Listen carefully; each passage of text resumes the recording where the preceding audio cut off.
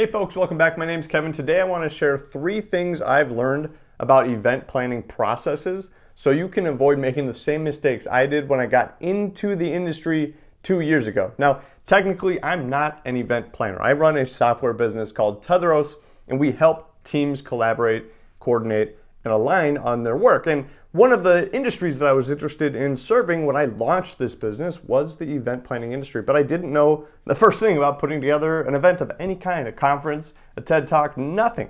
So I decided to learn by just immersing myself in the business. So I volunteered to help out with a lot of things, and fast forward 2 years later, I've had my hands in the pie of quite a few different events as a volunteer, as a leader, and I've taken notes. So here are 3 things that I've kind of picked up along the way that you can use as an event planner to keep your team rowing in the same direction, to make sure that you put on a baller event and that you find success in whatever adventure you go on. So here's the first one. Be strict about milestones, but flexible with your due dates. Every event has a purpose. Every event has a goal. And to get to that goal, you need to achieve a certain level of steps. These are the milestones, the high-level things that occur or deliver or happen as a result of your processes. Now, getting there requires taking those milestones and breaking them down into a set of, probably 1,000 different tasks that have to get done. Now, what I've learned is that when you're very inflexible about your due dates, or you don't have any,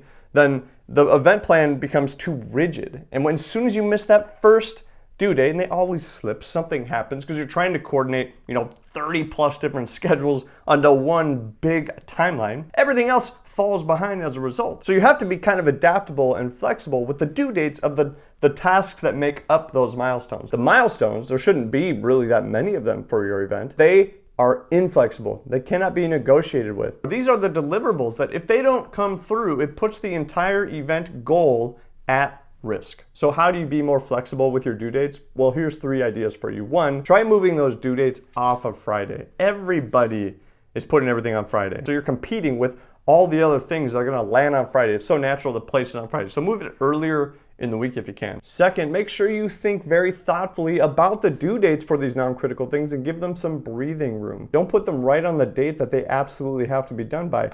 Build in some contingencies by moving it back or forward, I guess, a week or 2 weeks if you can, especially if nothing depends on it. It's better to have a little room and come in a little bit late on something that you set arbitrarily early than to be late even one day on something that you put for the very last minute when it had to get done. And 3, and this is the biggest mistake that we make all the time, not just in event planning, but across all teams, is anytime a task comes up, make sure you have someone who's assigned to do it and make sure you have a due date for it. So be very clear, clearly communicate the expectations around who's doing what by when. The second big principle I've learned planning events is the guest experience is everything. If you're selling a product, it's for the guest. If you're educating, it's for the guest. If you're fundraising, it's from the guest. If you're communicating, it's at the guest. If you're launching a product, it's for the guest.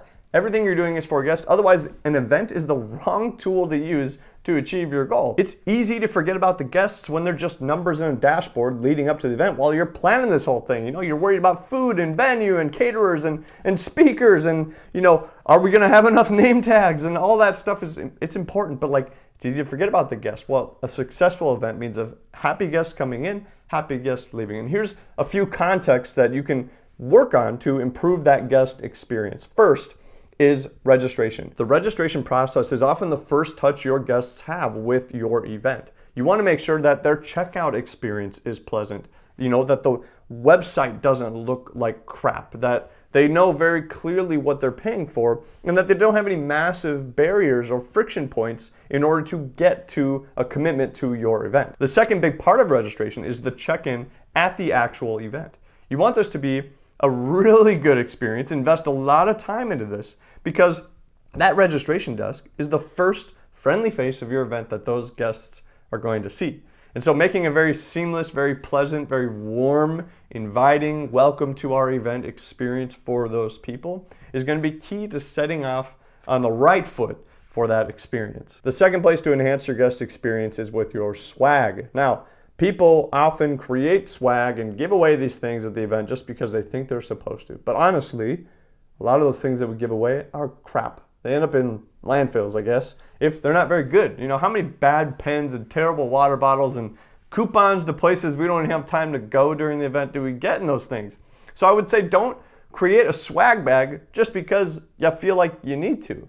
Invest time into thoughtfully providing something. Consider something that's more consumable, like a snack or a protein bar or a water even. A third way to improve your guest experience is wayfinding. Now, it kind of goes without saying that people need to know where to go, that the flow of the event needs to occur as organically as possible. But if you're not in a venue that's super clear about how to get from A to B, then you need to be very intentional about how you produce signage. Things that are hanging from the ceiling might be harder to install, but they're often a lot more effective for wayfinding versus something that's on the floor. Or the middle ground would be something that's on a stand that says "this way please." Build wayfinding that is on brand, but have some collection of items in your event storage that is a little more evergreen, something you can deploy at every event, you know, restrooms, check-in table, that kind of thing. That doesn't necessarily have to be on the theme of the event, but that can be reused effectively for wayfinding in future events too. The third event planning lesson is that the backbone of your success will be on efficient and effective communication within your team.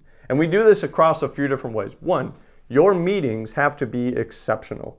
The number one way to burn out people is to have them sit in meetings where they have nothing to do and they're bored and they can't even contribute anything. They're just waiting for it to be done. Make sure for checkups you build your agendas in advance, that you only are discussing things that are pertinent to the whole group, that you build in asynchronous flows within your communication so people can have these discussions in easy ways with each other offline. Try to be very intentional about your meeting design. Number two is maintain one source of truth for file storage and for task management. We talked about making sure everything you do has an owner and a due date. And it's very important that that lives in one easy to get to place. The other thing is files. We have all these assets that we generate, digital assets, etc.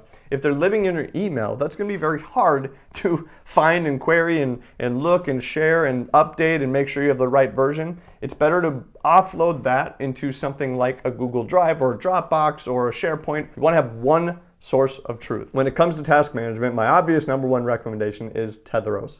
Tetheros makes it really easy for your event planning teams to collaborate by giving every team their unique set of tasks that they get to worry about, but by bringing it under one project. And this makes it extremely clear on both a calendar, a dashboard, and a capacity standpoint. Who is working on what and when are things due? And the last thing I want to say about effective and efficient communication is that it's so important because it prevents burnout. There's two ways to make sure someone quits your team if you're looking for ideas. One, give them way too much to do. They'll become cynical, they'll get frustrated, they'll start to build resentment towards other teammates because no one else is helping them, but they just have so much to do, they can't even offload it, they can't even delegate it, they're drowning in it.